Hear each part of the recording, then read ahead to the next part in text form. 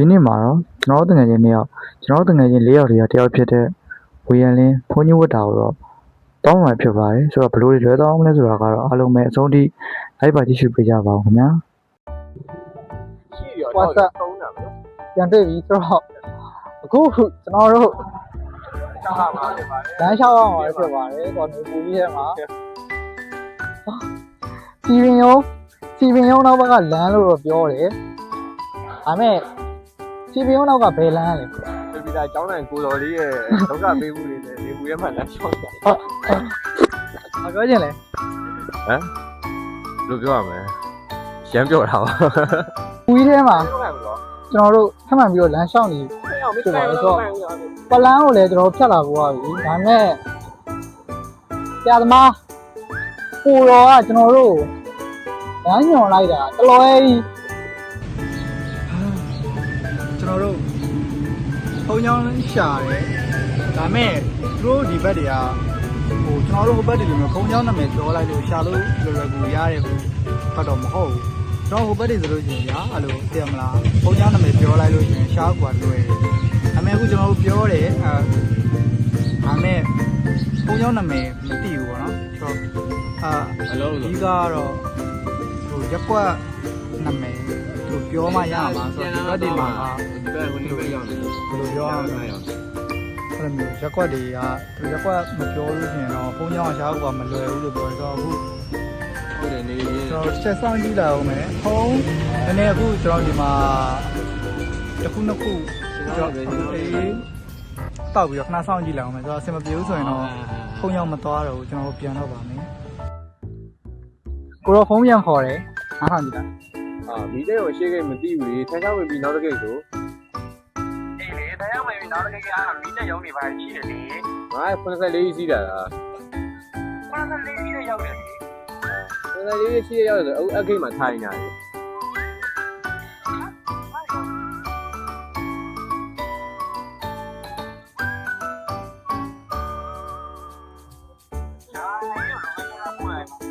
လူကြီးချင်းမပို့ပါနဲ့တော့ဆရာတော်ဘုရားရဲ့ကျောင်းနာမည်ဘယ်တိုင်းလာရလောက်မယ်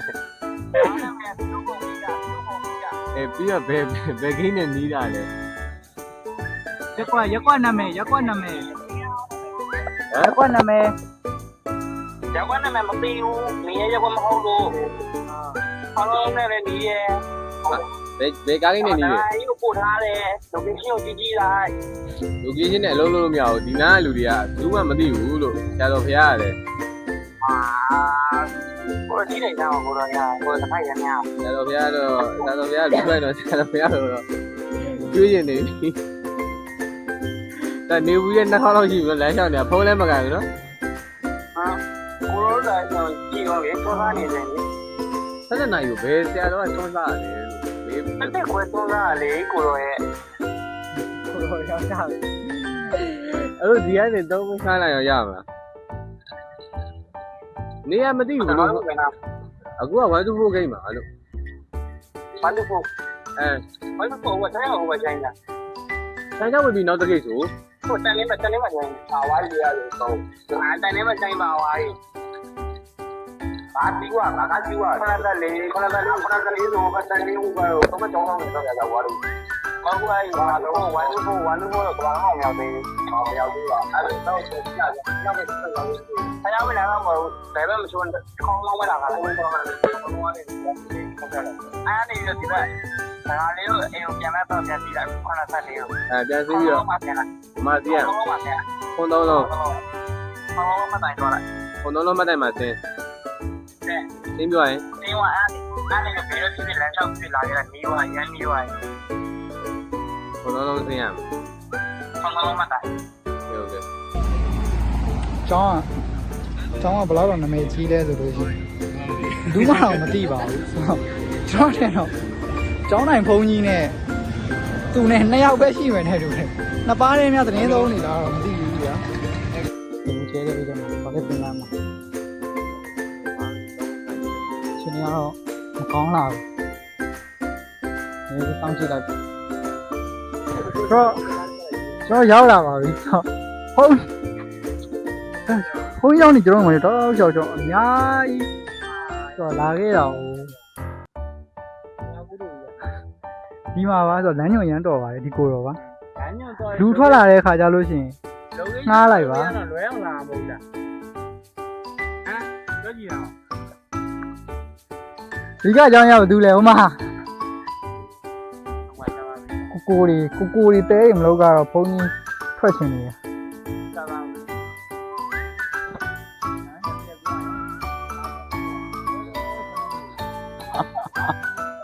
နေ့တော့ဝင်9ရက်ပြည့်ရလား ဟုတ်တယ်ဒီနေ့ညတော့နည်းနည်းပါ โอเคပါသွားမယ်လေဖုန်းကြောင်းတော့ finally ကျွန်တော်အစားတော့ပြန်တော့မယ်လို့ဆုံးဖြတ်ထားတာဒါပေမဲ့ဖုန်းကြောင်းတွေ့သွားတဲ့အတွက်တော့မပြန်တော့ပါဘူးဟုတ်ဖုန်းကြောင်းကိုလိုက်ပြပါမယ်ဖုန်းကြီးလမ်းမှာကျွန်တော်နာမည်ပေးလိုက်ပါပြီလက်ကွက်နာမည်မသိလို့ဖုန်းကြီးလမ်းဖြစ်ကျွန်တော်တို့ဒီတောက်လျှောက်တရက်ပတ်လုံးကဖုန်းကြီးတွေပဲရင်းသုံးနေတာဖြစ်တဲ့ဆိုတော့ဖုန်းကြီးလမ်းလို့ပဲသတ်မှတ်လိုက်ပါမယ်ဆိုတော့ဒါတော့ရှေ့ကအင်ဂျင်မန်နဲ့တရားနာမည်ပေးထားပါဖုန်းကြီးလမ်းမှာ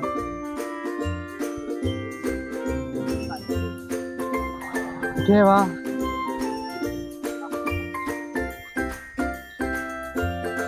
ဘယ်လိုလုပ်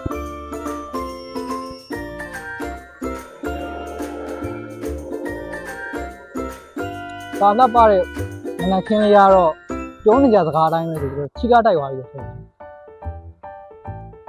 ဟာရှင်နေရတော့မကောင်းတာပါဘူး။နောင်ကန်ရေးပါ။နောင်ကန်ရေးတာနော်။နောင်ကန်ရေးတာလည်းကြိတ်တာ ပြောမလို့ဒီမနေ့တော့လာနေတယ်ဒီမချောင်းနေတော့ဒီမလေးရေးတာအေးဘလုံးမှမပါဘူးအဲ့တော့မသိဘူးတော့ဘောပေါ်လိုက်လေ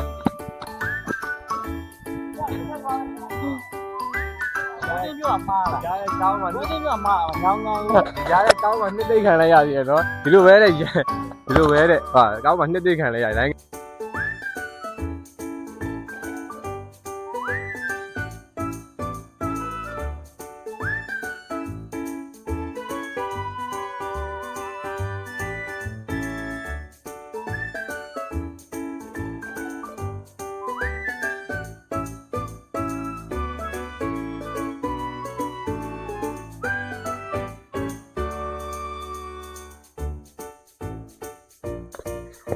နောက်ဆုံး finally ကျွန်တော်တို့စတူဟုတ်ပါတကယ်စတူဘူမီကာ this is နောက်ဆုံးမှာတော့ကျွန်တော်ရောက်ရှိခဲ့ပြီပဲဖြစ်ပါတယ်ဟောအထဲထဲကိုလိုက်ပြပါမယ်ခဏချော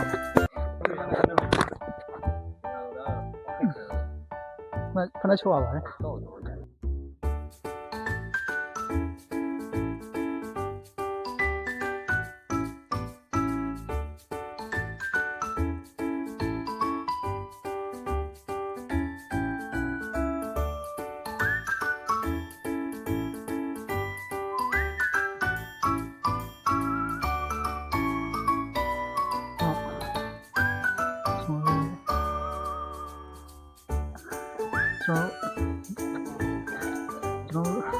ကျွန်တော်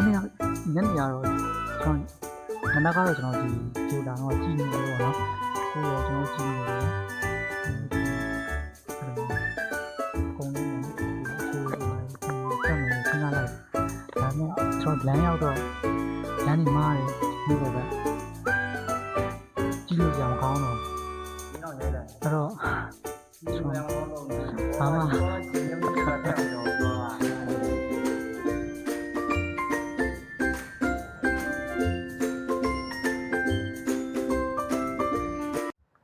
ဗီဒီယိုလေးကတော့ဒီလောက်ပါပဲဆိုတော့အဆုံးလေးလိုက်ပါကြည့်ရှုပေးကြတဲ့တောက်ချင်းစရာကိုလည်းကျေးဇူးများကြီးတင်ပါတယ်နောက်ဗလော့တွေမှာပြန်ဆောင်ကြပါမယ်အားလုံးပဲတက်တာပါ